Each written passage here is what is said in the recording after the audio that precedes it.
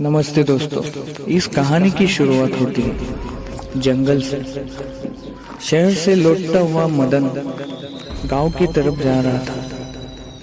गांव की तरफ जाते जाते रास्ते में एक जंगल लगता है। उस जंगल में एक चुड़ैल रहा करती थी। वो चुड़ैल हर किसी आने जाने वाले को रोक कर उसे परेशान करती थी। उस दिन मदन अपना अपना काम निपटाकर गांव की ओर निकल पड़ा।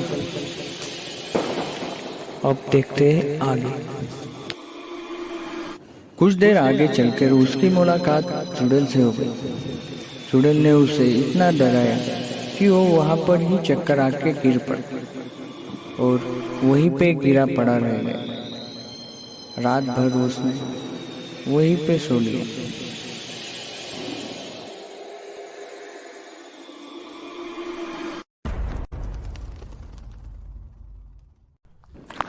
दोस्तों, अगले ही दिन तांत्रिक जंगल की तरफ पहुंचा।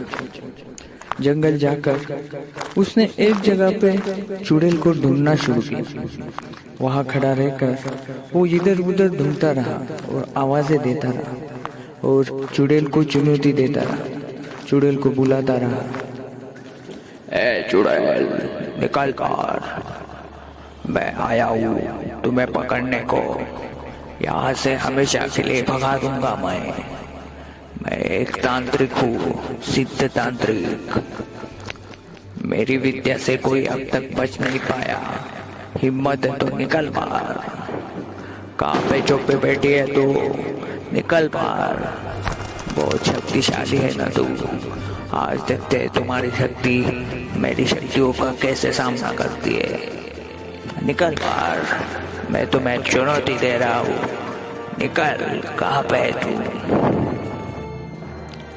तांत्रिक बोलता रहा, चुनौती देता रहा, मगर तांत्रिक का ध्यान कहीं और था और चुड़ैल उसके पीठ के पीछे आकर खड़ी हो गई और देखने लगी।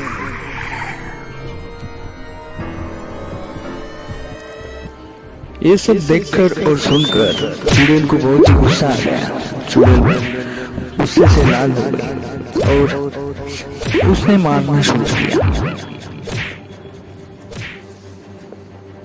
मारते मारते चुड़ैल ने इतना मारा कि तांत्रिक को अपनी नानी याद आ गई और इतने पर ही नहीं रही। तांत्रिक को इतना मारकर वहां से दुम दबाकर भागने को मजबूर कर दिया।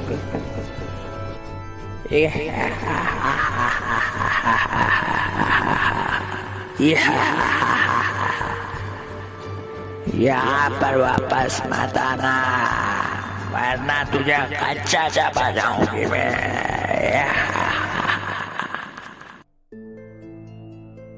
अगले ही दिन सरपंच और गांव वाले एक साथ मिलकर इस समस्या को कैसे सुलझाए इसके बारे में सोचने लगे। सरपंच जी बोले, अभी सब गांव वाले सुन लो। उस रास्ते से फिलहाल के लिए जाना बंद कीजिए। उस रास्ते से अभी मत जाना। सरपंच जी, वो बात तो ठीक है, पर उस रास्ते के अलावा शहर की तरफ जाने वाला एक ही भी रास्ता नहीं है, तो हम क्या शहर जाना ही बंद कर दें? सरपंच, उस रास्ता तो दूसरा नहीं है, तो क्या हम ऐसे ही हाथ पर हाथ धरे बैठे रहे? ये सब बातचीत दूर खड़ा प्रताप सुन रहा था। वो मन ही मन सोच रहा था कि इस समस्या को कैसे सुलझा सकते हैं और मैं कैसे इसे सुलझा पाऊं। और प्रताप एक निडर और हिम्मती लड़का था। वह किसी से कभी नहीं डरा। प्रताप दिमाग से तेज और होशियार था। वह कभी किसी संकट के सामने डरा नहीं।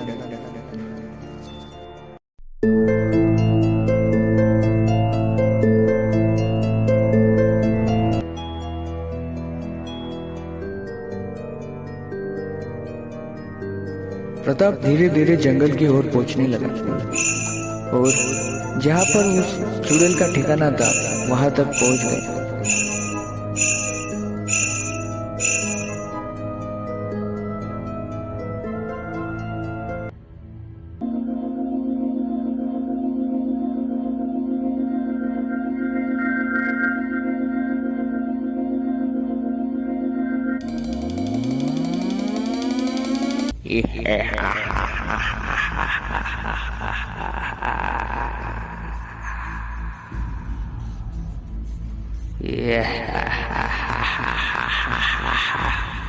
कौन है रे तू लड़के?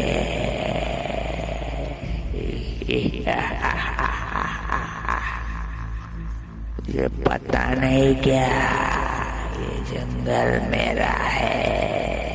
सुनो लड़के, आज अमावस्या है और मेरी शक्तियाँ दुगनी हो जाती है। आज तुम्हें मुझसे कोई नहीं बचा सकता। अगर तुमने किसी का बुरा नहीं किया तो तुम्हें कुछ फर्क नहीं पड़ेगा। और चुड़ैल अपनी पूरी ताकतों का इस्तेमाल प्रताप पर करने लगे। प्रताप पर उसकी शक्तियों का कुछ असर नहीं हुआ। ये सब देखकर चुड़ैल बोली, मेरी ताकतों का तुम पे कुछ भी असर नहीं हो रहा। लगता है तुम बहुत ही अच्छे लड़के हो, मगर आप बहुत ही बुरे हो और आपने हमारे सब गांव वाले लोगों को बहुत परेशान किया है। आपके साथ भी भगवान बहुत बुरा करेंगे। आपने ऐसा क्यों किया? क्यों गरीब लोगों को आप परेशान कर रही हो और मार रही हो? और आपको इससे क्या मिलेगा? ये सब सुनकर चुड़ैल रोने लगी और अपनी दुख भरी कहानी सुनाने लगी। चुड़ैल बोली, सुनो बेटा, मैं पहले बहुत ही बुरी थी, इसलिए भगवान ने मुझे ये सजा दी है और मेरी जान एक कठपुतली में कैद कर दी है। अगर बेटा तुमने वो कठपुतली जंगल के बीच में जो नदी है उसमें डाल दी तो मैं यहाँ से मुक्त हो जाऊंगी। तुम्हें मेरी इतनी मदद करनी ही होगी क्योंकि मैं तब तक यहाँ से मुक्त नहीं हो पाऊंगी। और प्रताप को अपनी जान की परवाह ही कहा थी।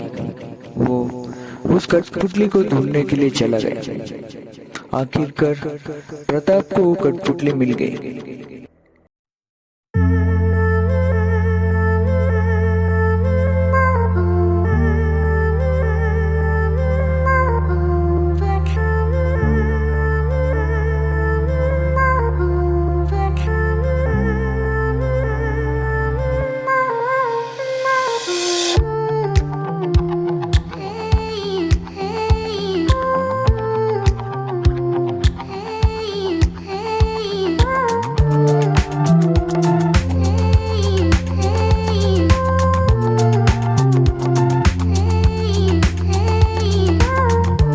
नदी की ओर बढ़ने लगा।